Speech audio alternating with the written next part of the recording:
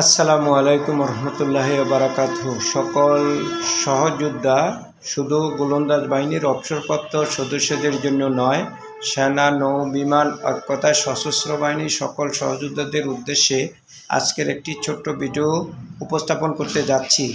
সেটা হচ্ছে আমাদের যাদের সন্তান প্রতিবন্ধী আছে, যে কোনো ধরনের প্রতিবন্ধী হোক, মানসিক, শারীরিক, শ্রবণ, বহুমাত্রিক, তাদের প্রতিবন্ধী সন্তানদের জন্য সেনা সদরের অনুমোদন ক্রমে সে আপনার মতো আমার মতো আজীবন সিএমএসের চিকিৎসা সুবিধা পাবে এবং মরণোত্তর পর্যন্ত রেশন ফ্যাসিলিটি পাবে। আর সেটা আপনার আমার জীবন দশায় কিছু কাগজপত্র করে পারমিশন নিয়ে রাখতে হবে। প্রতিবন্ধী সন্তান সে এই সুবিধাগুলি পাইতে হলে তার যে কাজগুলি করতে হবে সেই কাজগুলির মধ্যে প্রথমত হচ্ছে আপনার সমাজ কল্যাণ অধিদপ্তরের মাধ্যমে তার একটি প্রতিবন্ধী কার্ড দেওয়া থাকে, সেই কার্ডটা তৈরি করতে হবে।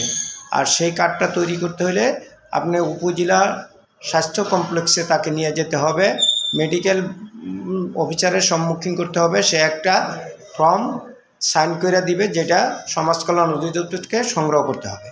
আর ওই ফর্মটা সাইন করার পর সমাজ কল্যাণ অধিদপ্তরের বাকি কার্যক্রম করে আপনাকে যখন আইডি কার্ড তৈরি হবে আপনাকে আইডি কার্ডটা দিবে। সেই আইডি কার্ড আপনার সংগ্রহ করার পর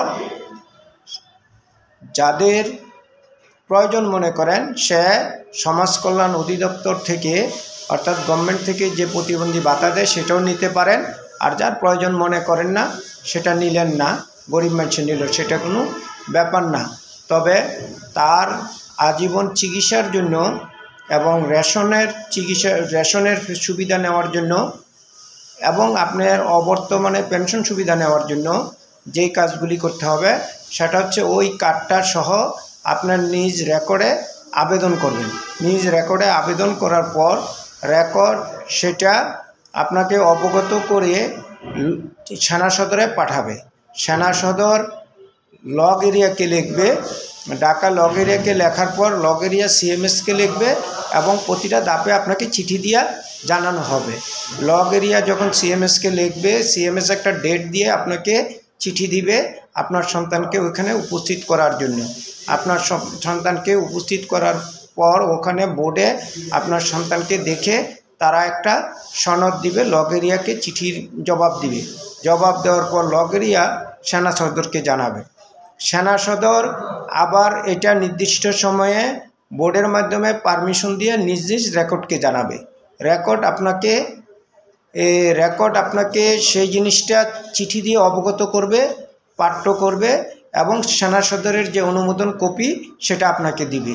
আর সেই কপির বলে আপনার সোলজার বোর্ডে থেকে একটা বই ইস্যু করে নেবেন, যেই বইটা আপনার যেরকম চিকিৎসা বই তদ্রূপ।